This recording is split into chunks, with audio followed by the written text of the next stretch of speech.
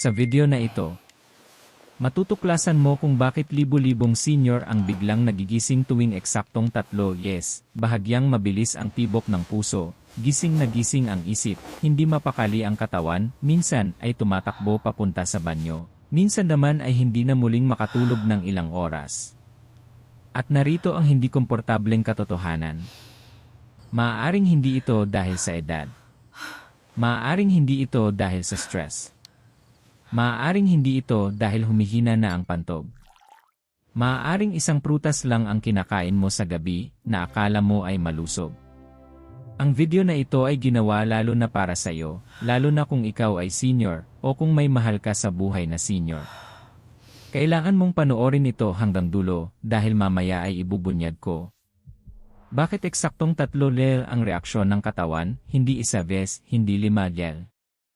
Ano ang sinasabi ng mga eksperto sa bato at tulog na hindi kailanman sinasabi sa karamihan? Bakit mas malala ang epekto ng prutas na ito sa mga senior kaysa sa mas bata? At ang simpleng pagbabago na maaaring makatulong para makatulog ka ng diretsyo simula ngayong gabi. Ngunit may babala. Kapag naunawaan mo ito, hinding-hindi mo nakakainin ang prutas sa gabi sa parehong paraan. Ngayon, huminto ka muna sandali. Kung ikaw ay nagising na sa gabi na may ganitong pakiramdam, biglang gising na gising, kailangang umihi, uhaw pero hindi mapakali, o hindi na muling makatulog, mag-type ng waya sa comments ngayon mismo. At bago tayo magpatuloy, mahalaga ito. Sabihin mo kung saan ka nanonood. Ang iyong bansa, ang iyong lungsod, ang iyong baryo. Ay type mo ito sa comment section ngayon. Nakakatulong ito para malaman namin kung sino ang naaabot ng mensaheng ito. Kung naniniwala ka na ang tulog ay buhay, ang tulog ay kalusugan, at ang tulog ay dignidad, pindutin ang thumbs up. At siguraduhin nakasubscribe ka sa Gintong Sustansya.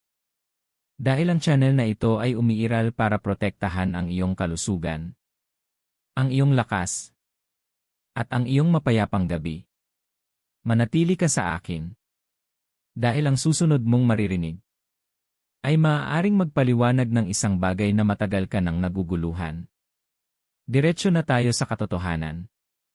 Ang prutas na responsable sa paggising ng maraming senior sa gabi ay pakwan.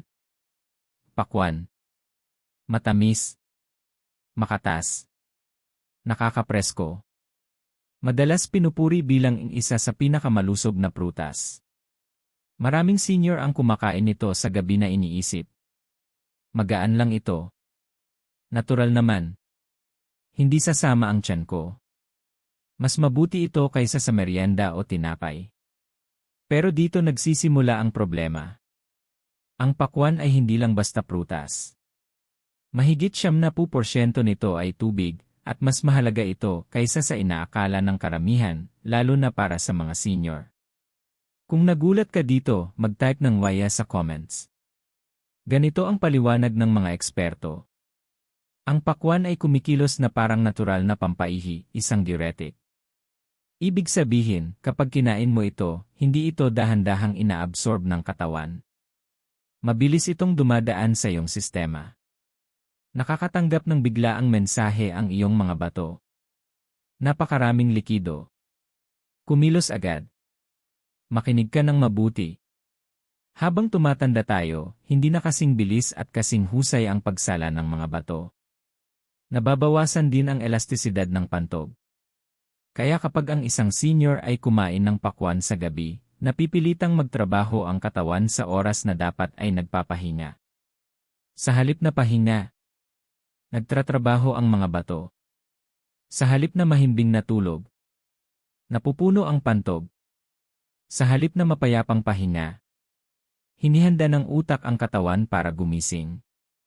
Kung ikaw o ang kakilala mo ay kumakain ng pakwan pagkatapos ng hapunan, mag-type ng saya ngayon mismo. At narito ang hindi alam ng karamihan. Ang pakwan ay mataas din sa potassium. Mahalaga ang potassium, pero sa gabi, ang sobrang potassium ay pinipilit ang mga bato na magtrabaho ng mas mabigat para balansihin ang electrolytes. Nagdadagdag ito ng isa pang bigat sa isang sistemang tumatanda na. Ito ang dahilan kung bakit ang mga mas bata ay pwedeng kumain ng pakwan sa gabi at mahimbing pa ring matulog. Pero hindi ganoon sa mga senior. Kung sang-ayon ka na nagbabago ang reaksyon ng katawan sa pagkain habang tumatanda, pindutin ang thumbs up. Maging malinaw tayo. Hindi masama ang pakwan. Ngunit ang oras ng pagkain nito ang mahalaga. Sa gabi, ang prutas na ito ay nagiging tahimik na sumisira sa tulog ng maraming senior. Hindi dahil ito ay masama, kundi dahil hindi na kayang hawakan ng katawan ang epekto nito habang nagpapahinga. Manatili ka sa akin dahil sa susunod na bahagi. Ipapaliwanag ko kung bakit eksaktong 3 nangyayari ang reaksyong ito. At hindi mas maaga sa gabi. Mag-subscribe na sa Gintong Sustansya ngayon. Para hindi mo makaligtaan ang mga detalye na maaaring magligtas ng buhay. Magpatuloy tayo. Ito ang tanong na ikinakalito ng napakaraming senior. Bakit ako nagigising tuwing 3? Hindi hating gabi. Hindi madaling araw. Kundi halos palaging sa parehong oras. Hindi ito nagkataon lang. Ito ay biyolohiya. Ayon sa mga siyentipiko sa pagtulog, mga espesyalista sa bato, at mga matagal ng medikal na balangkas tulad ng pag-aaral ng circadian, rhythmia, at traditional Chinese medicine, ang katawan ng tao ay may sinusunod na panloob na orasan. Bawat organo ay may oras kung kailan ito pinakaaktibo. At sa pagitan ng 3 at 5, ang mga bato at pantog ay nasa pinakasensitibo at pinakaaktibong yugto. Kung ngayon mo lang ito naririnig, mag-type ng waya sa comments.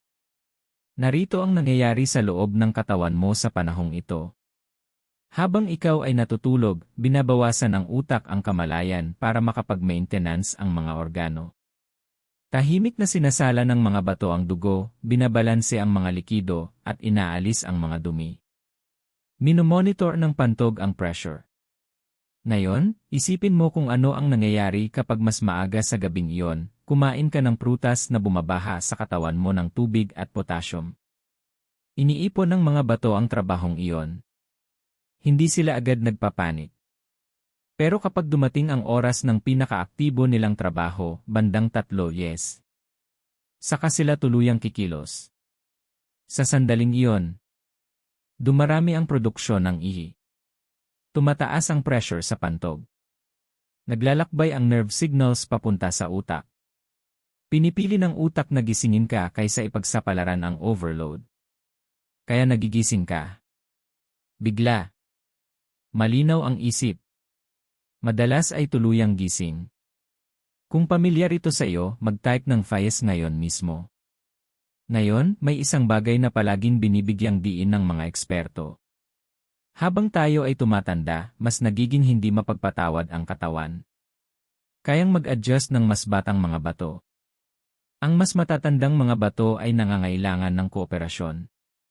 Kaya mas malakas ang ganitong pattern sa mga senior. Hindi ito kahinaan. Hindi ito kabiguan. Ito ay paraan ng katawan mo para protektahan ka. Kung naniniwala kang matalino ang katawan at nararapat itong igalang, pindutin ang thumbs up. Maraming senior ang nadidismaya, minsan ay natatakot pa, dahil sa paggising gabi-gabi sa parehong oras.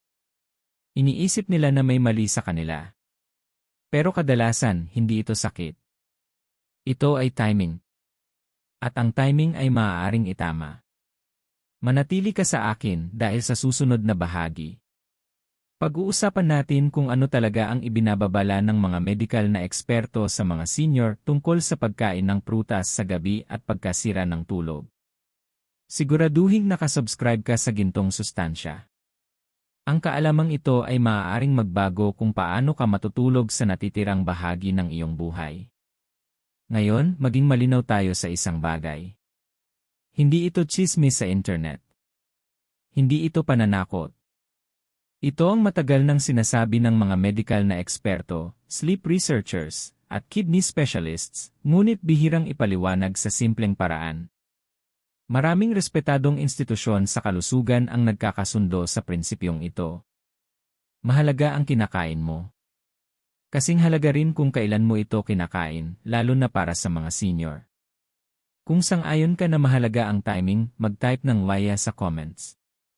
Ayon sa mga sleep researcher at geriatric doctors, mas mabagal iproseso ng mga matatanda ang likido at asukal sa gabi.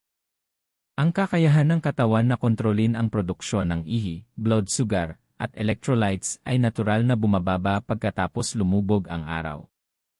Ipinaliwanag ni A. Matthew Walker, isang kilalang siyentipiko sa pagtulog, na ang digestion sa gabi ay direktang nakikipagkumpetensya sa malalim na tulog. Kapag na-activate ang digestion, bumababa ang kalidad ng tulog kahit hindi ka tuluyang magising. Ngayon, idagdag natin ang prutas sa usapan. Nagbababala ang mga eksperto na ang mga prutas na mataas sa tubig kapag kinain sa gabi ay nagpaparami ng ihi, nagpapagana ng pagsala ng mga bato, nagpapataas ng pressure sa pantog, nag-activate ng nervous system. Ito ay lalo ng totoo para sa mga prutas tulad ng pakwan. Ipinapaliwanag ng mga espesyalista sa bato na ang pakwan ay nagbibigay ng biglaang dami ng likido, hindi pa unti-unti. Pinipilit nitong kumilos agad ang mga bato, eksaktong kabaligtaran ng kailangan ng katawan habang nagpapahinga. Kung may saysay ito sa iyo, bigyan ang video na ito ng thumbs up. May isa pang mahalagang punto na binibigyang diin ng mga eksperto. Ang pagkain ng prutas sa gabi ay nakakaapekto rin sa blood sugar. Kahit ang natural na asukal sa prutas ay nagdudulot ng insulin release. Sa mga senior, madalas ay bumababa na ang insulin sensitivity. Ito ay maaaring magdulot ng biglaang pagkaalerto, magaan at putol-putol na tulog, maagang paggising, hirap na makabalik sa tulog. Maraming senior ang nagigising sa gabi hindi dahil kailangang umihi, kundi dahil na-activate ang utak ng mga signal mula sa metabolismo. At ito ang masakit na katotohanan. Sinasabi ng mga doktor na maraming senior ang sinisisi ang edad, problema sa prostate, o mahina ang pantog, samantalang ang totoo, ang timing ng pagkain ang tahimik na sumisira sa kanilang tulog. Kung nasisi mo na ang edad sa hirap matulog, mag-comment ng maya, hindi ka nag-iisa. Sasabihin ko ito ng may paggalang at katapatan. Hindi palaging tinatanong ng mga doktor kung kailan ka kumakain ng prutas. Ang tinatanong nila ay kung ano ang kinakain mo. Ang kulang na tanong na yon ang dahilan kung bakit nawawala ang mahimbing na tulog ng maraming senior. Manatili ka sa akin dahil sa susunod na bahagi. Pag-uusapan natin ang emosyonal at mental na pinsala ng putol-putol na tulog. At kung paano unti-unting ninanakaw nito ang kalidad ng iyong buhay. Siguraduhing nakasubscribe ka sa gintong sustansya. Ito ang klaseng kaalaman na nararapat marinig ng bawat senior. Huminto muna tayo sa agham sandali at pag-usapan ang totoong buhay. Ang putol-putol na tulog ay hindi lang nakakapagod. Unti-unti nitong binabago kung sino ka. Maraming senior ang nagigising tuwing 3 at nakahiga ng tahimik. Walang ingay. Walang istorbo. Mga iniisip lang. Mga iniisip tungkol sa kalusugan. Mga iniisip tungkol sa pagtanda. Mga iniisip tungkol sa pagiging pabigat. Kung pamilyar ito sa iyo, mag-type ng waya sa comments. Sinasabi ng mga eksperto sa mental health ng mga senior na ang paulit-ulit na pagkagambala sa tulog ay lumilikha ng siklo na mahirap takasan. Ganito ito nagsisimula. Nagigising ka sa gabi. Naiinis ka. Nag-aalala ka na baka hindi ka na makabalik sa tulog. Nagiging alerto ang isip mo. Sinasabayan ito ng katawan mo. Gabi-gabi, unti-unting pinapahina ka ng pattern na ito. Ang kakulangan sa malalim na tulog ay nagdudulot ng maikling pasensya, mas mataas na emosyonal na sensibilidad, pag-aalala, pagkalimot, kababang motibasyon. Madalas sabihin ng mga senior, hindi ako may sakit pero hindi ko na nararamdaman na ako ang sarili ko. Totoo ang pakiramdam na yon. Ipinaliwanag ng mga doktor sa tulog na ang malalim na tulog ang panahon kung kailan nililinis ng utak ang emosyonal na stress at nire-reset ang mood. Kapag hindi nangyayari ito, nag-ipon ang emosyon. At narito ang masakit na katotohanan. Maraming senior ang itinatago ang pakikibaka na ito. Hindi sila nagrereklamo. Ayaw nilang alalahanin ang pamilya. Sinasabi nila, ayos lang ako. Pero sa loob, nararamdaman nila hina. Kakulangan sa tiwala sa sarili. Kakulangan sa kasiyahan. Kung naniniwala kang karapat-dapat sa kapayapaan ang mga senior, pindutin ang thumbs up.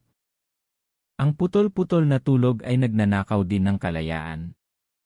Kung walang maayos na tulog, nagiging hindi matatag ang balanse. Humihina ang reaksyon. Tumaas ang panganib ng pagkahulog.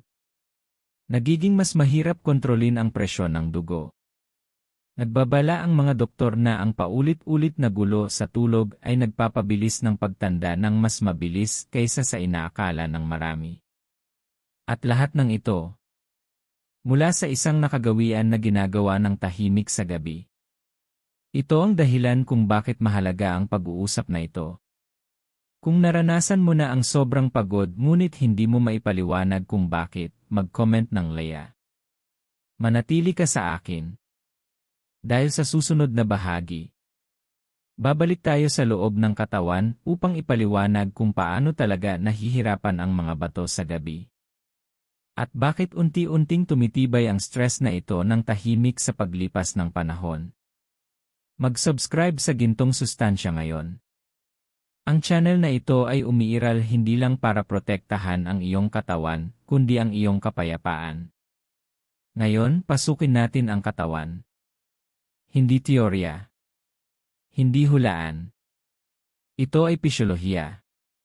Kapag kumain ang isang senior ng pakwan sa gabi, hindi ito tinatrato ng katawan bilang magaan na merienda. Tinuturing itong emerhensya sa likido. Narito kung bakit.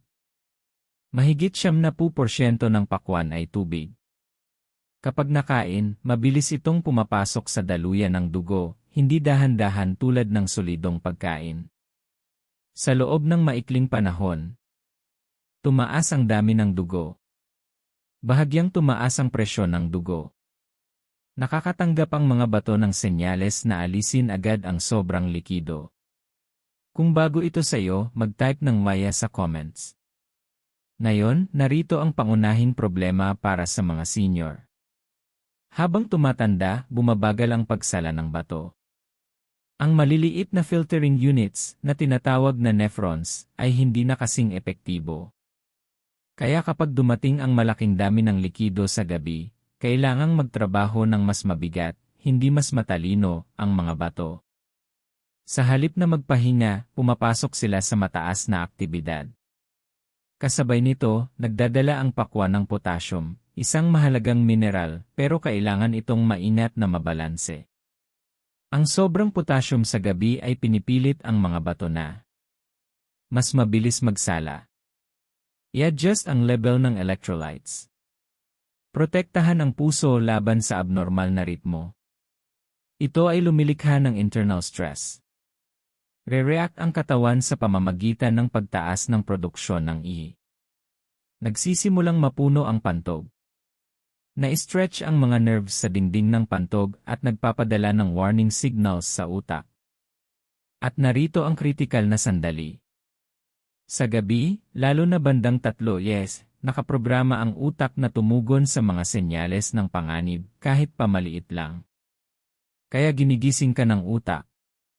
Hindi dahil gusto nito, kundi dahil kailangan.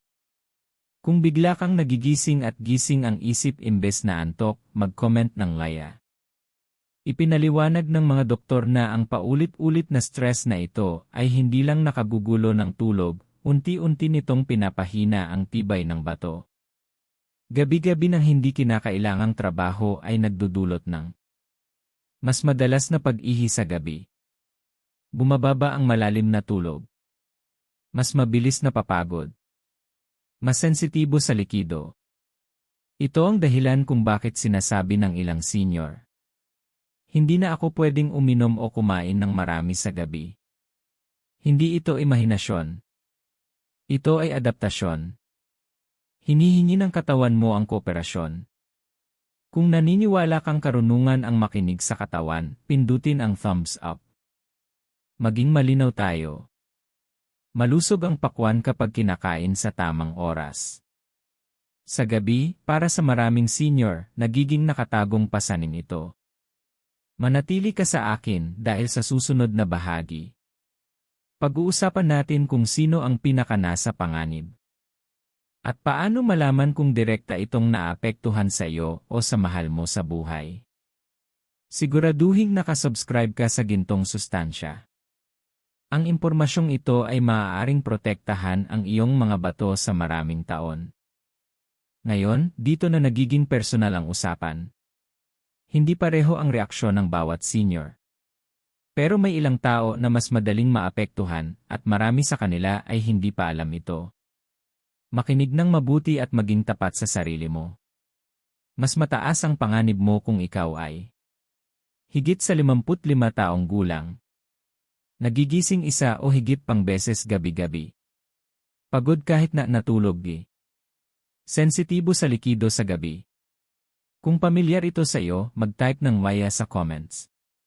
Sinasabi ng mga doktor na mas tumataas ang panganib kung mayroon kang alinman sa mga kondisyong ito. Mataas na presyon ng dugo.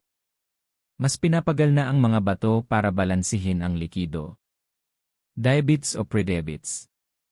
Ang pagbabago-bago ng blood sugar ay nagpapadali sa paggising sa gabi. Lumaking prostate para sa kalalakihan. Kahit maliit na pagtaas ng volume ng ihi ay nagdudulot ng urgency. Mahina ang pantog o incontinence. Mas maagang nagpapadala ng signal ang pantog at mas madalas. Banayad na sensitivity ng bato. Madalas hindi napapansin hanggang lumitaw ang sintomas sa gabi. Kung alinman sa mga ito ay naangkop sa iyo o sa mahal mo sa buhay, mag-type ulit ng laya. Narito ang hindi alam ng maraming senior. Hindi mo kailangang magkaroon ng sakit sa bato para maapektuhan. Kahit bahagyang nabawasan na ang kakayahan ng bato, nakaraniwan sa pagtanda, ay sapat na para gawing problema ang pagkain ng pakwan sa gabi.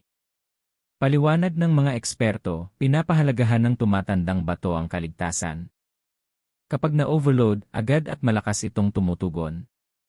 Ito ang dahilan kung bakit ang ilang senior ay nagigising na may urgency, pagkahilo, pag-aalala, hirap na makabalik sa tulog. At narito ang emosyonal na bahagi. Maraming senior ang sinisisi ang sarili. Iniisip nila, tumatanda na ako. Bigo na ang katawan ko. Pero kadalasan, hindi ito kabiguan. Ito ay mismatch lang sa pagitan ng nakagawian at biolohiya. Kung sang-ayon ka na nararapat sa mga senior ang pangunawa, hindi sisihin, pindutin ang thumbs up. Mahalaga ang kabanatang ito dahil nagbibigay ito ng kontrol. Kapag alam mo na ang panganib mo, maaari mong ayusin ang iyong mga gawin ng walang takot o gamot. Manatili ka sa akin dahil sa susunod na kabanata. Ipapaliwanag ko kung kailan ligtas kainin ang pakwan. At paano masisiyahan sa prutas nang hindi nasisira ang tulog. Mag-subscribe sa gintong sustansya ngayon. Ito ang kaalamang nararapat sa bawat senior. Ngayon, itama natin ang isang mahalagang bagay. Hindi sinasabi ng video na ito na katakutan ang pakwan. Hindi rin sinasabi na tigilan ang pagkain ng prutas. Mas simple at mas empowering ang katotohanan. Ligtas ang pakwan. Malusog ang pakwan. Pero kapag kinakain lamang sa tamang oras. Kung sang-ayon ka na mas mahalaga ang timing kaysa pagbabawal, mag-type ng maya sa comments. Paliwanag ng mga eksperto sa kalusugan, magkaiba ang paraan ng katawan sa pagproseso ng likido sa araw at gabi. Sa liwanag ng araw, mas aktibo ang mga bato. Ginagamit ng mga kalamnan ang likido. Ang pagpapawis ay tumutulong sa balanse ng tubig. Mas malakas ang sirkulasyon ng dugo. Ibig sabihin, kayang iproseso ng katawan ang pakwan ng epektibo. Pinakaligtas na oras para kumain ng pakwan. Umaga pagkatapos ng almusal. Late morning snack. Maagang hapon. Sa mga oras na ito, ang sobrang tubig ay naalis ng natural nang hindi naabala ang tulog. Nagsisimula ang delikadong zone pagkatapos lumubog ang araw. Lalo na pagkatapos ng hapunan. Bilang panghimagas. Bilang imagaan na merienda sa gabi. Sa loob ng 6 na oras bago matulog. Kung karaniwan kang kumakain ng prutas sa gabi, mag-type ng layes, ang kaalamang ito ang unang hakbang sa mas maayos na tulog. Ipinapayo rin ng mga eksperto ang portion control. Para sa mga senior, maliit na mangkok ay sapat na. Malalaking servings ay nag-o-overload sa sistema. Mabagal na pagkain ay nagpapabuti sa absorption. Isa pang mahalagang alituntunin na binibigyang diin ng mga doktor. Huwag kainin ang pakwan ng mag-isa sa gabi. Kapag kinain sa walang laman na tiyan, mas mabilis itong dumaan sa katawan, nagpapataas ng produksyon ng ihi. Kung kailangan mo itong kainin sa huling bahagi ng araw, pagsamahin sa maliit na dami ng protina. O kainin agad pagkatapos ng tanghalian. Pinapabagal nito ang absorption at binabawasan ang stress sa bato. Kung kapaki-pakinabang sa iyo ang payong ito, pindutin ang thumbs up. Narito ang pangunahing mensahe. Hindi mo kailangang isuko ang mga gusto mo. Kailangan mo lang makipagtulungan sa iyong katawan, hindi labanan ito. Manatili ka sa akin dahil sa susunod na kabanata. Ipapakita ko kung ano ang pwede kainin sa gabi. Kung gusto mo pa rin ng magaan, nakakaaliw at ligtas. Siguraduhing nakasubscribe ka sa gintong sustansya. Magiging praktikal tayo sa susunod. Sagot natin ngayon ang tanong na madalas itanong ng bawat senior. Kung hindi pwede ang pakwan sa gabi, ano ang pwede kong kainin? Hindi mo kailangang matulog ng nagugutom. Hindi mo kailangang isuko ang ginhawa. Kailangan mo lang ng mas matalinong pagpili.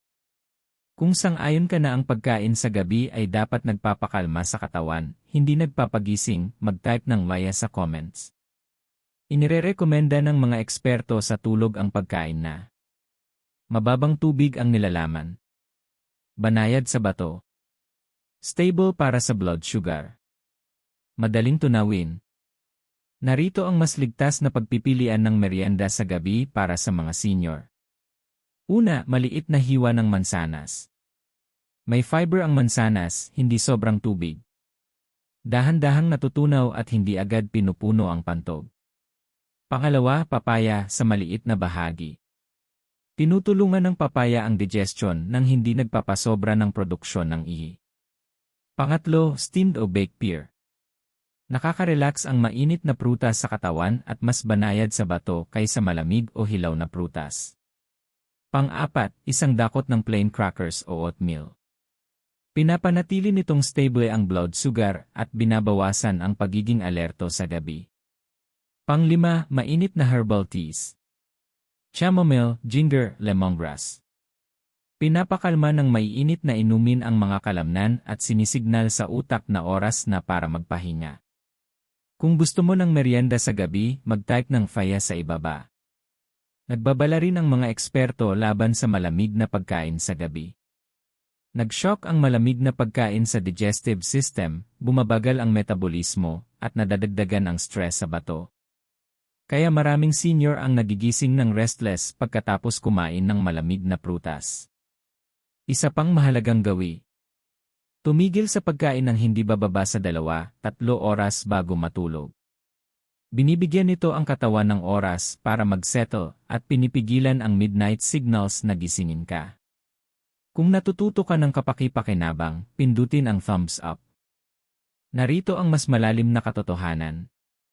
Dapat ihanda ng pagkain sa gabi ang katawan para magpahinga, hindi para magtrabaho.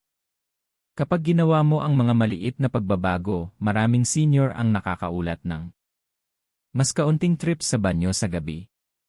Mas malalim na tulog. Mas magandang mood sa umaga. Manatili ka sa akin. Dahil sa huling kabanata, iiwan kita ng malakas na mensahe, huling babala, at paalala na ang iyong kalusugan ay nasa kontrol mo pa rin. Siguraduhing nakasubscribe sa gintong sustansya. Tapusin natin ng malakas. Maligayang pagdating sa huling kabanata. Kung nakarating ka na dito, naiintindihan mo na kung bakit nakagugulo sa tulog ng mga senior ang pagkain ng ilang prutas sa gabi. Pero ang kaalaman ng walang aksyon ay walang silbi, di ba? Kaya pag-usapan natin kung paano mo ma-enjoy ang prutas na ito ng ligtas, mapoprotektahan ang bato, at magigising na refresh. Timing ang lahat. Isa sa pinakamalaking dahilan kung bakit nagigising ang mga senior tuwing 3 oras pagkatapos kumain ng prutas na ito ay timing. Ipinakita ng mga eksperto tulad nina E.A. Michael Greger at Ian Deepa Verma na ang pagkain ng prutas na mataas sa potassium o natural sugars ng malapit sa oras ng pagtulog ay nakakapagod sa bato. Solusyon, kainin ang prutas na ito hindi bababa sa 4-5 oras bago matulog. Binibigyan nito ang bato ng oras para iproseso at binabawasan ang paggising sa gabi para umihi. 2. Portion control. Kahit malusog ang prutas, maaari itong maging delikado kapag sobra. Ipinapakita ng pag-aaral na ang labis na pagkain ng high-potassium fruits ay maaaring magdulot ng stress sa bato, lalo na sa matatanda. Tip, limitahan sa isang maliit na bahagi kada araw. Sapat na ito para ma-enjoy ang nutrients nang hindi naabala ang tulog. 3. Pagsamahin sa ibang pagkain. Kapag sinamahan ng fiber-rich foods o healthy proteins ang prutas, bumabagal ang absorption ng sugar at nababawasan ang trabahong ibinibigay sa bato. Halimbawa, i-pair sa oats, nuts o Greek yogurt. Binabalance nito ang sugar levels at tinutulungan ang katawan na tunawin ang prutas ng maayos. 4. Hydration. Kailangan ng bato ng tubig para ma-flush ang toxins. Kung kakain ka ng prutas sa gabi, siguraduhing hydrated ka sa buong araw, pero iwasan ang sobrang pag-inom bago matulog. Nakakatulong ito para maiwasang magising ng maraming beses sa gabi. 5. Makinig sa katawan. Iba-iba ang reaksyon ng bawat senior. May ilan na mas kaya ang prutas kaysa iba. Pansinin ang pattern, kung madalas kang nagigising pagkatapos kainin, malinaw na signal ito para ayusin ang timing o portion. 6. Rekomendasyon ng eksperto. Ipinapayo ni Air Susan Smith, geriatric nutritionist, na bantayan ng mga senior ang intake ng prutas at function ng bato. Inirekomenda niya ang regular na check-up sa potassium at creatinine levels kung madalas kumain ng high-potassium fruits. 7. Maliit na pagbabago, malaking epekto. Tandaan, ang maliliit na adjustment ay maaaring lubos na mapabuti ang tulog at kalusugan ng bato. Isipin mong nagigising ka ng refreshed, walang 3 na interruption, at alam mong pinoprotektahan mo ang bato mo sa maraming taon. Kung sang-ayon ka na ang maliliit na pagbabago ay malaking epekto sa tulog at bato, mag-type ng Laya sa comments. At sabihin sa amin kung saan ka nanonood, gusto naming makakonekta sa aming mga viewers. Huwag kalimutang i-thumbs up ang video kung nakatulong sa iyo, at mag-subscribe sa Gintong Sustansya para sa mas maraming tips sa kalusugan ng senior.